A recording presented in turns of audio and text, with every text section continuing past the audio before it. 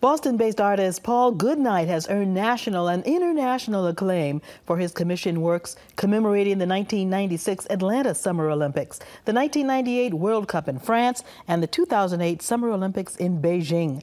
This year, Paul is one of 5 American artists whose works will comprise the international group show that will travel first in the U.S. and then on to South Africa to commemorate the 2010 World Cup.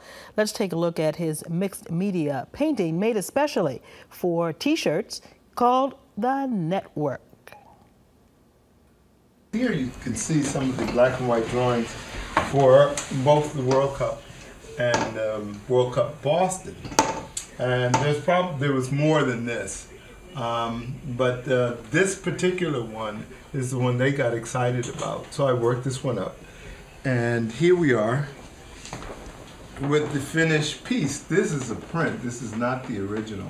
As you can see that this stands on its own in terms of a graphic image. I think you can really see what's going on. Yeah. And sometimes the simpler you do things, it's better.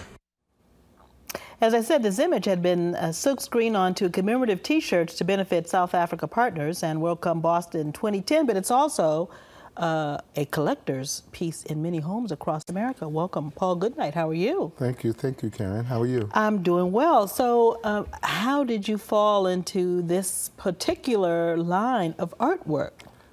I think the reality is that my daughter was the instrument for me doing the World Cup Boston. And for me doing the World Cup South Africa, I guess it works in the lines of doing the Olympics, and so I'm working with the same company who did the Olympics, who did the World Cup, and who does a lot of the sporting events. Well, you wouldn't have been invited to participate again had folks not liked what you had done in the past. What is it about the images and the feeling of the art that you create that so well captures sport? I don't know. I think the rhythm, the way it communicates, probably the colors, the designs, the shape. I'm not really sure. I'm just glad it's happening. Well, you talked about incorporating dance moves and the movement of dance into this artwork. Talk more about the inspiration of the look of the piece. Yeah, when I was first asked to do the piece in South Africa, the interpretation is to do something that had South Africa in mind and soccer. That was it, the limitation. So I looked at the dance of South Africa. I looked at the Alvanelli dances, and of course soccer itself. With all of the movements, they use everything but their hands. So I thought that this would be a nice, coming together. Yes, thank you. It was. And when I started doing the sketches, I started doing a lot of sketches, and I seen where the fit worked. You know, some of the head movement, the hand movement, the gestures, and that kind of stuff. And I said, this is perfect. One thing about the South African piece, though, I incorporated all the colors of the South African flag in this piece. That's very interesting. So there was a nice hidden touch there that you have to look for. Yeah, exactly. As we said in the intro, you've done pieces for the Olympics, previous World Cups. Is this a special piece for you because it's in South Africa? I think that they're all very special. This is a unique one because it is in South Africa. And the kind of publicity it will get, because all of the artwork will go to each country that's participating in the South Africa and in the event itself. So after the event is over, the show will continue to travel. And we're looking at some of the images now that you did specifically for the World Cup Boston, which was a variation of the theme. Is that right? Yes, exactly. It was taken from one of the sketches that I did from South Africa. And the one that they chose, that was the South African partnership, specifically Makiba McCreary, who was on in our first segment. Oh, okay. Especially Makiba, she was one of the ones that made the choice. And I was glad because that was one of the ones that I wanted to do anyway. And so our minds linked and worked it up, and here we are. You know, I've known you for a long time. You're very modest. I have to brag on you just a bit. Some of your artwork has been on the set of ER, Seinfeld, and the movie Ghost, Living Single, et cetera, et cetera. Some big ones in TV commercials, I think. Some of your, I mean, this is just phenomenal.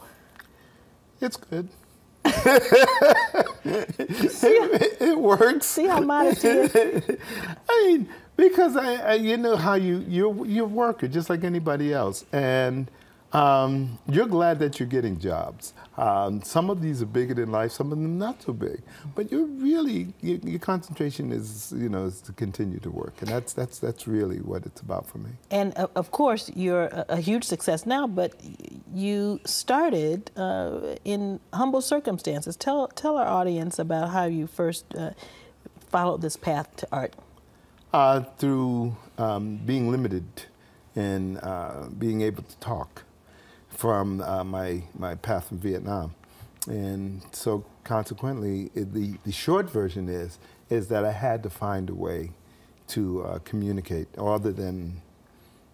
otherwise I would probably have been considered one of those crazy Vietnam veterans who sucked up too much Agent Orange and that kind of stuff. So what I did, I learned that the talent that I had was a spokesperson for me. And that's what happened. But also, Gary Rickson did this mural in Roxbury, and it's on the YMCA. It's called Africa, the Beginning. And I used to look at that mural and say, that's what I want to do. And so the influence of him and not being able to talk really created my path. That was my calling. And I know you came back from art school, went to art school, and you told me that at one point they were trying to discourage you from the style that has become known as the Goodnight style. Yeah, like most schools, they have a certain criteria in mind. They teach what they know.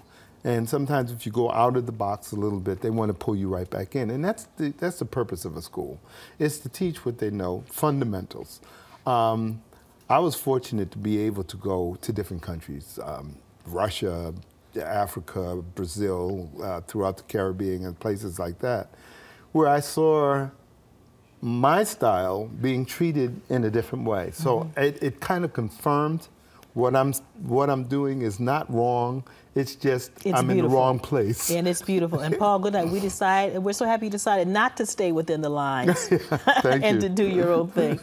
Hey, we want to let everybody know that Paul's going to be signing commemorative T-shirts at the World Cup Boston 2010 kickoff party at the House of Blues on Lansdowne Street on Saturday, June 12th. It's sponsored by South Africa Partners, the New England Revolution, Adidas, We Got Soccer, and of course, WCVB. You can get tickets to this event where you'll meet members of the New England Revolution and the Boston Breakers. Just see our Facebook page or check out the World Cup webpage on thebostonchannel.com. Thanks so much for watching, everybody. Have a great rest of the day.